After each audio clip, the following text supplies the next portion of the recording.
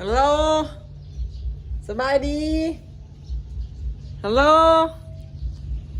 ทุจ้าสบายดีจ้าเร็วเร็วสบายดีเร็วสบายดีลูกทุจ้าโอ้ดีทุจ้าทุจ้าสบายดีเด้อพี่น้องว้าวเอาสบายดีเด้อพี่น้องสบายดีบ่สุขสุขคนเนาะสบายดียามสายๆพี่น้องครับก็ว่างถ่ายคลิปอาบน้ำให้อาริสแล้วก็ใส่ชุดเสื้อผ้าให้เพิ่นใหม่เมื่อนี้บุญบ้านอาริสเด้อมาเด้อกินข้าวปุ้นเด้อลูกบอกป้าลุงนะมากินข้าวปุ้นน้ำนิดเด้อสิเด้อบอกเร็ว แม่เพิ่นก็กำลังเตรียมเครื่องเตรียมของเนาะแม่ใหญ่เพิ่นก็กำลังเตรียมของลงวัดแน่แล้วก็เตรียมแนวอยู่แนวกินแน่เผื่อแขกคนมาล่ะพี่น้องเนาะบุญกันแต่เช้ามันบ่ว่างบอยก็มาแต่เกลือหมูอาบน้ำให้ลูกแล้วก็เปลี่ยนเสื้อผ้าให้อาริสเอาลูกบัดนี้มาเด้อพี่น้องผู้ใดอยากข้าวปุ้นเนาะสลอยเพิ่นอุ่นน้ำข้าวปุ้นไว้แล้วแล้วก็ดาดชีนดาดยังหั่นล่ะส่วนผู้ใดอยากกินแบบแซ่บๆก็มาให้โหลดเนาะคันอยากแบบพวกปิ้งพวกยังก็สวยๆแหละปิ้งกินน้ำกันให้มาคำกับแล้วพี่น้อง เบิร์ดเชื่อกินเพราะฉะนั้นแล้วต้องมาแต่เศร้าๆเนาะเบิ่งให้ป้าลุงเบิ่งดูชุดทรงเสื้อผ้านะชุดงามบอนิดพูดเต้นเดี๋ยวเบิ่งสิเหี่ยเป็นเต้นพี่น้องตึงอย่าลงไปได้มาพี่โอ้ชุดกระโปรงวายลงไปแล้วไปวนกับเจ้าละบาทอ๋อนี่บอเกิบใหม่นะเกิบใหม่บอแม่ซื้อให้เมื่อวานนี่บอ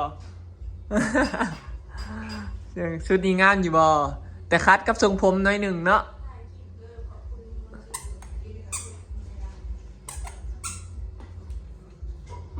ลุงนนท์ซื้อเกิบให้พี่น้องเนาะลุงนนท์ให้เงินมาซื้อเกิบให้อาลีดมาขอบคุณลุงนนท์เร็วไปอีกแล้วพี่หันมาพี่เร็วหันมาพี่ลุงนนท์ซื้อให้ได้ไหมมีตะเล็ดมันเป็นพวกกินนมกินน้ำพี่น้องเอ้ยเบิ่งเนี่ยชุดเพิ่นใส่กระโปรงให้ลุงนนท์ซื้อให้พี่น้องเกิดเพิ่น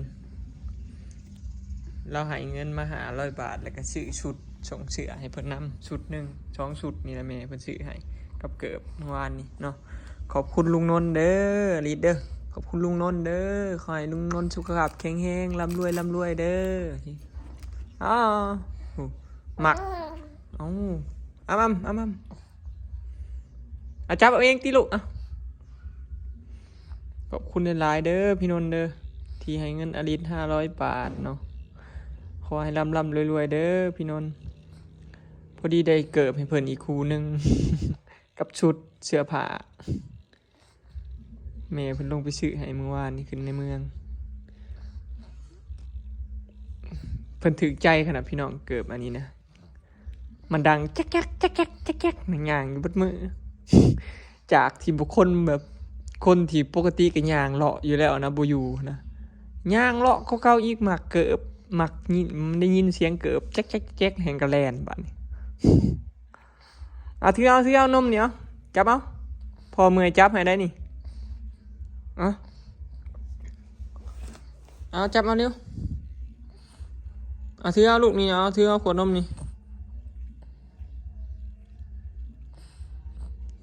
อยากกินอยู่กี่ขานจับ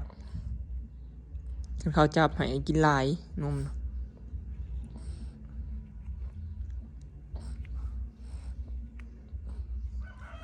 มาเบิ่งแม่ครัวอีกแล้วพี่น้องแม่ครัวนี่อยู่ทั้ง2-3 มื้อแล้วนี่เห็ดแล้วเห็ดอีกเห็ดแล้วอยู่นี่พอเราอยากล่าออกจากกันเป็นแม่ครัวว่าอยู่ได้พี่น้องเป็นอะไรบ้างเขาส่งมาเลิกนังออกกระสันปิ้งโอ้ได้มันแต่บอนแสบกับน้ำนังมันนี่แหละ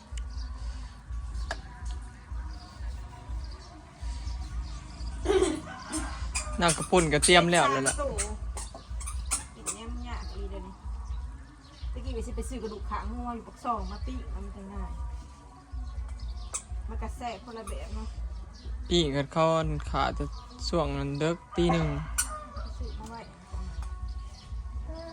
คนละคนใครมาดอกเนาะ งานชี้สวยๆหมดแหละ พระเจ้าช่วย เที่ยงหมดแหละ ค่ำ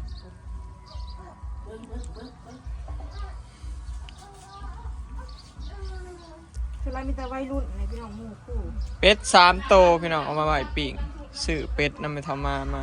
เห็นเรื่อยๆแล้วซื้อไฮเฟส3 โตเนาะไก่เห็ดนำข้าวปุ้น2 โตแต่ละโซเราซื้อเพิ่มอีกตัวหนึ่งกันบ่พอ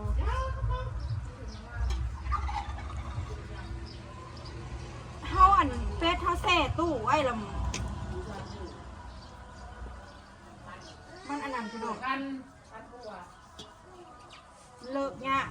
คันเฟสเฮาแซ่ชีวิตหนังมันติด ก็เลยเกี่ยงก็ได้ อันนี้ผ้าเข่าพี่น้องเห็ดลงวัด มีซีน มีข้าวปุ้น มีพักลวกพักเนาะแจวดาดซีนปิ้งซีนเนาะครบพี่น้องดาดซีนปิ้งซีนแล้วก็เป็นถุงน้ำข้าวปุ้นมีข้าวปุ้นนี่แหละพี่น้องอาหารเตรียมลงวัด อันนี้น้ำข้าวปุ้นพี่น้องมาเบิ่ง ข้าวปุ้นกระแซ่บอยู่บ่ มื้อนี้แห้งสีเข้มข้นกว่าเมื่อวานนะพออุ่น เฮาเบิ่งเมื่อคืนขวดดำน้ำข้าวปุ้นเฮาที่จริงมันเหลืองพี่น้องมันเหลืองเฮ็ดอองต้องแบบขุ่นแห้งไก่3 ตัวปุ๊อันนี้สลอยมาปรุงใหม่พี่น้องมันอยากเค็มแม่เมื่อคืนมาลาเฮ็ดนะเขามาใส่เอียงใหม่ปรุงใหม่เพราะว่าเฮาอุ่นน้ำมันบุกแล้วมันเค็มบัดนะ2 หม้อตะกินบ่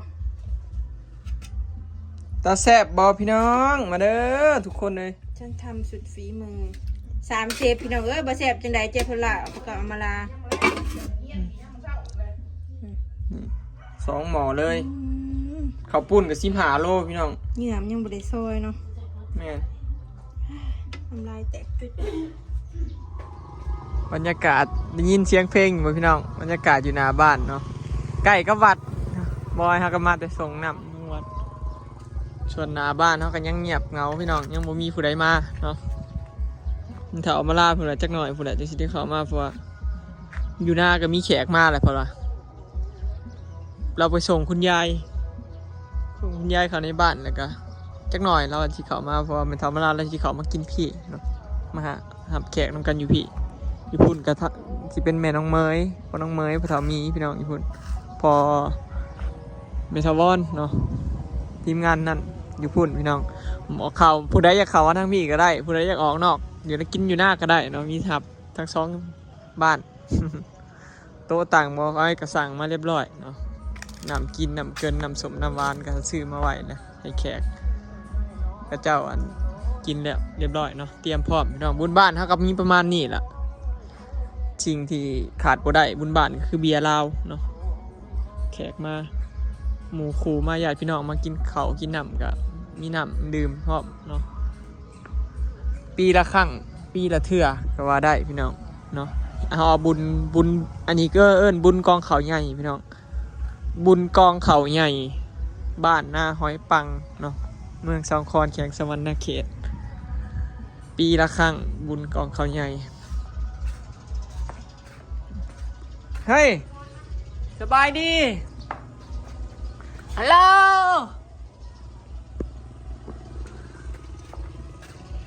ฮัลโหลอาจารย์ ใครออกกระปิดใครนะใครกระปิดใครประตูนะ อย่าออกมาได้ สบายดี สบายดีทุจ้า สบายดี ทุจ้าปลาเขาในปลาเขาในปะ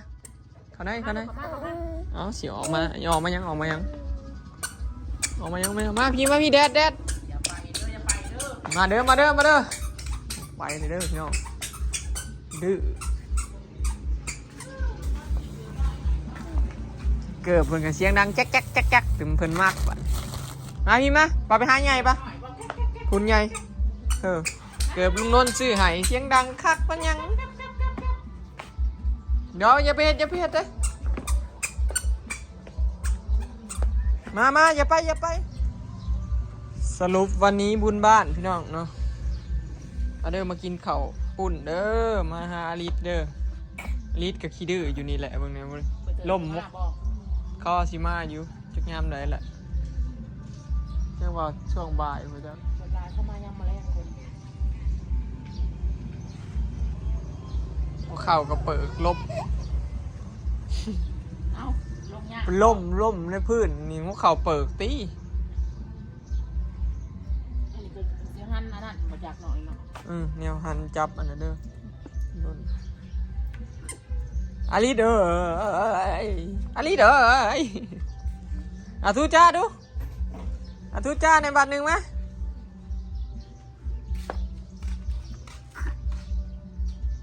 เดี๋ยวบอยสิเตรียมมัน ก็มีแต่นอดแถวมือ เดี๋ยวสิเตรียมโต๊ะเตรียมตังเสียโต๊ะเสียตังไว้ให้หมู่ขู่ไอ้น้องมากก่อนพี่น้องเนาะบางเถื่อน่ะสิรอบเที่ยงบอยวะ